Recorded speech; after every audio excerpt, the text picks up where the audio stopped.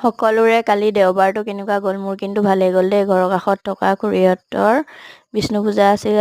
পূজা আগবেলা খাই পিছবেলা আমি ফুৰিবলৈ ওলালোঁ দ পৰ্বতীয়াত থকা ছেকেণ্ড গেটলৈ তেজপুৰৰ। পৰিৱেশটো চাওকচোন, ইমান ধুনীয়া পৰিৱেশ।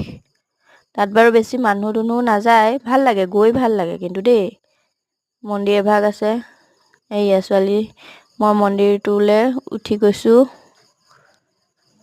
ছোৱালীয়ে আৰু মই নিজে কাপোৰযোৰ দুইযোৰ নিজে চিলোৱা দেই। মই কাৰোবাক চিলাই দিব লাগিলে মোক কণ্টেক্ট কৰিব। কাপোৰযোৰ কেনেকুৱা লাগিছে জনাব দেই, বিশেষকৈ ছোৱালী কাপোৰযোৰ, চুইজাৰযোৰ। পেণ্টটো ধুতি পেণ্ট চিলাই দিছোঁ, পাটিয়ালা পেণ্ট নাই দিয়া। আৰু যে ছোৱালীজনীক ক'ৰবালৈ গ'লেই বাপেকেই লৈ থাকিব লাগে। ক'ৰবালৈ গ'লে যে সঁচাকৈ বাপেকে জোতা পিন্ধাই দিব লাগিব, চেণ্ডেল পিন্ধাই দিব, বাপেকে পানী খুৱাই দিব লাগিব, চব বাপেকে, মোক পাত্তাই নিদিয়ে। তাৰপৰা আমি আহিলোঁ ছেকেণ্ড গেটৰ পৰা, তেজপুৰত থকা গণেশ ঘাটলৈ ওলালোঁ দেই। আবেলি সময়কণ যে তাত ইমান ভাল লাগে নহয় বহি। এটা সময়ত যে ইমান বহিছিলোঁ গণেশ ঘাটত, এতিয়া যে যাবলৈ সময় নাই। পৰিৱেশটোৱে ভাল লাগে। আৰু তেজপুৰত থকা এই ৰাস্তাটো বহুত ভাল লাগে। দুইফালে দুটা পুখুৰী, মাজতে ৰাস্তাটো। চাওকচোন পৰিৱেশটো ইমান ধুনীয়া, ঠাণ্ডা। এইয়া পুখুৰী, দুইফালে দুটা পুখুৰী, দেখিছেনে? এয়া আমি গৈ আছোঁ গণেশ ঘাট, পামগৈ আৰু।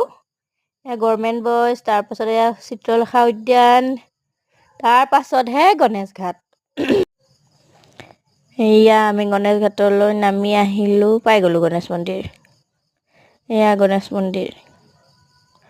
আমি বাহিৰৰ পৰাই সেৱা কৰিছোঁ বাৰু। গণেশ মন্দিৰত আকৌ বৌহঁত ৰখি আছে। ইভান শুই থকাৰ কাৰণে আমি যাওঁতে একেলগে যাম বুলি ভাবিছিলোঁ, সি শুই থাকিলে যে সেইকাৰণে যাব নোৱাৰিলোঁ। তাৰপৰা আকৌ আমি গণেশ ঘাটত লগ হ'লোঁ। চাব দেই মানুহটো, এইয়া। তাৰপৰা বাইদেউ ফুচকা খালে বৰমাকৰ লগত। এয়া নদী, চাওকচোন ইমান মানুহ আছে, ভাল লাগে আবেলি সময়কণ তাত বহি। এয়া আমাৰ গোসাঁইমাটিকণ, এয়া নদী, ফেৰীখন আহিলে। তাৰপৰা আমি V2 গ'লোঁ। বাইদেউক আইচক্ৰীম লাগে দেই। আমাৰ ইভানক চাব আইচক্ৰীম খোৱা মোচনটো।